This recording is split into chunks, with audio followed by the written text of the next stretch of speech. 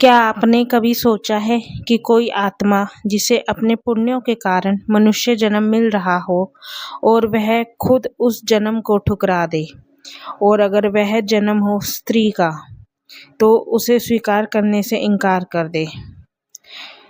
आज की यह कथा सिर्फ एक कहानी नहीं, यह हमारे समाज का वो आईना है जिसमें सच्चाई कड़वी जरूर है लेकिन जरूरी भी है। तो आइए सुनते हैं एक ऐसी कथा जहां एक पुण्यात्मा गौ माता स्वयं यमराज से कहती है, मुझे स्त्री जन्म मत दीजिए। प्राचीन काल की बात है।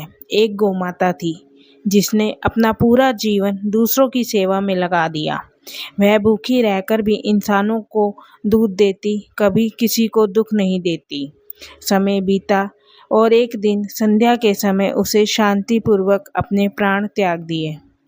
जैसे ही उसकी आत्मा शरीर से अलग हुई, आकाश से दो भयंकर यमदूत प्रकट हुए। काले वस्त्र, तेज आंखें, लेकिन उस दिन उसके चेहरे पर कठोरता नहीं, सम्मान था। वह उस पवित्र आत्मा को लेकर यमलोक पहुँचे। वहाँ सिंहासन पर विराजमान थे यमराज। पास खड़े थे चित्रगुप्त, उनके जिनके पास हर जीव के कर्मों का हिसाब होता है। यमराज ने गंभीर स्वर में कहा, हे गौ माता, तुमने अपने जीवन में महान पुण्य किए हैं। अब तुम्हें मनुष्य जन्म मिलेगा और तुम्हारा अगला जन्म एक स्त्री के रूप में होगा। इतना सुनते ही गौ माता काँप उठी। उसकी आंखों से आंसू बहने लगे। वह तुरंत यमराज के चरणों में गिर पड़ी। हे प्रभु, मुझ पर दया कीजिए, मुझे स्त्री जन्म मत दीजिए। यमराज चौंक गए। क्या कह रही हो गौ माता? मनुष्य जन्म सबसे दुर्लभ है और स्त्री तो ममता और शक्ति की मूर्ति होती है। फिर तुम इससे डर क्यों रही हो? गौ माता ने कांपती आवाज में कहा, हे धर्मराज, मैंने पृथ्वी पर स्त्री का जीवन ऐसा दुख देखा है जिसे सहना नरक से भी कठिन है। अगर आप अनुमति दें तो मैं आपको वह घटना सुनाती हूँ। यमराज ने कहा, निडर होकर कहो। गौ माता बोली, मैं एक गरीब व्यक्ति सुदेव के घर में रहती थी। एक दिन उसके घर एक बच्ची का जन्म हुआ।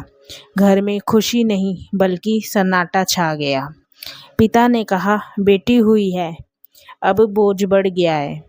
हे धर्मराज, उस मासूम की क्या गलती थी? जन्म लेते ही उसे बोझ बना दिया गया। वही बच्ची बड़ी हुई, वह मुझे रोटी खिलाती, मुझसे बातें करती। उसकी आंखों में मासूमियत थी, दिल में प्यार था, लेकिन उसके पिता के मन में हमेशा एक डर था, इसका विवाह कैसे होगा। समय आया और उसका विवाह कर दिया गया। शुरुआत में सब ठीक था, लेकिन धीरे धीरे उसका जीवन बदल गया। सास ताने देने लगी, कुछ नहीं आता तुम्हें। ससुर अपमान करते और उसका पति चुप रहता। वह दिन रात काम करती लेकिन उसे सम्मान नहीं मिलता। एक रात वह मेरे पास आई और रोते हुए बोली, हे गौ माता, मैं थक गई हूँ। यह जीवन नहीं, सजा है। ना मैं अपने माँ बाप को बता सकती हूँ, ना इस घर में कोई मेरा है। कुछ समय बाद वह गर्भवती हुई, लेकिन उसे आराम नहीं मिला। वह काम करती रही, दर्द सहती रही और एक दिन उसने एक बेटी को जन्म दिया। जैसे ही खबर मिली बेटी हुई है, घर में फिर वही सन्नाटा, वही निराशा। हे धर्मराज, एक स्त्री दूसरी स्त्री को जन्म देती है और समाज उसे फिर ठुकरा देता है। गौ माता रोते हुए बोली, हे प्रभु, ऐसा जीवन मैं नहीं चाहती जहाँ जन्म से लेकर मृत्यु तक एक स्त्री को सिर्फ सहना पड़े। यमराज कुछ देर मौन रहे, फिर बोले, हे गौ माता, तुमने जो देखा वह दुखद है, लेकिन यह स्त्री की गलती नहीं, यह समाज की सोच की गलती है। स्त्री ही सृष्टि की जननी है। जिस दिन मनुष्य यह समझ जाएगा, उस दिन यह संसार बदल जाएगा। तो दोस्तों, यह कहानी हमें एक सच्चाई भी बताती है। समस्या स्त्री की नहीं, समस्या हमारी सोच की है। जिस दिन हम बदल जाएंगे उस दिन हर बेटी सम्मान के साथ जी पाएगी। अगर यह कहानी आपके दिल को छू गई हो तो वीडियो को लाइक करें, कमेंट में लिखें नारी का सम्मान, देश का सम्मान। चैनल को सब्सक्राइब करना ना भूलें। मिलते हैं अपनी अगली कथा में, तब तक के लिए जय गौ माता, भारत माता की जय।